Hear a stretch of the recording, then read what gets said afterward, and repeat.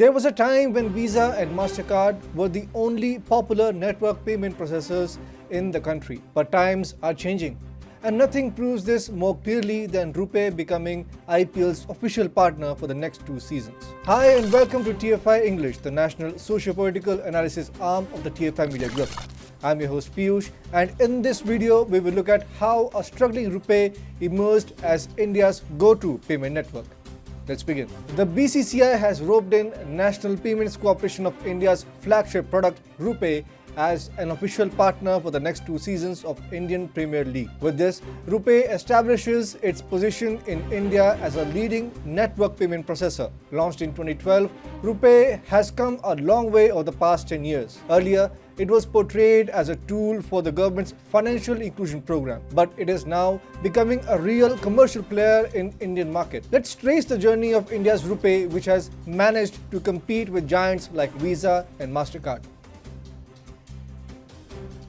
In its initial years, RuPay couldn't make deep inroads in the Indian market. Giants like MasterCard, Visa and American Express were already leading the card payment network, and RuPay didn't get the opportunity to grow quickly. Thereafter, PM Modi came to power and he simply changed the way the Indian financial system works. He launched the Pradhan Mantri Jan Dhan Yojana that made it a point to promote financial inclusion, and he backed up the financial inclusion agenda with the direct benefit transfer scheme. At the same time, there was a lot of stress on eliminating the use of cash in the Indian economy and promoting a cashless economy.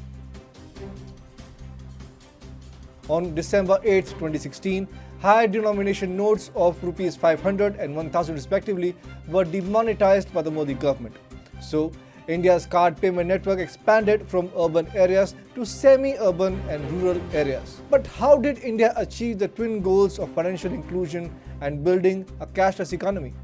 Well, through RuPay cards. Banks had to pay high affiliation charges to multinationals like MasterCard and Visa earlier. But with RuPay, they were able to bank upon an Indian network. Under PMJDY, a total of 258 million RuPay debit cards were thus issued in 2020 alone by India's public sector banks. And therefore, RuPay's market share rose from 15% in 2017 to more than 60% in 2020. In 2018, PM Modi visited the Indian Heritage Center in Singapore, where he bought a Madhubani painting. And how did he purchase it?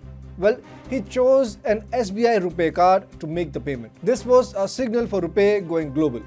In 2019, RuPay informed that it is now used by citizens of 195 countries. A few months later, PM Modi launched RuPay in Saudi Arabia as well. Currently, it is accepted at 42.4 million points of sale locations and 1.90 million ATMs in more than 200 countries. So, RuPay is truly competing with the global card payment networks in the world. But what it needed was more visibility in the market. At the end of the day, all brands need advertisements to make that one big leap. For RuPay, getting roped in as IPL's official partner is that one big leap. Now RuPay can transform its image into a leading card payments network system instead of appearing as a tool of government's financial inclusion agenda. There was a time when no one could have thought that RuPay would lead the cards payment network market. But then PM Modi came to power and everything since then has changed.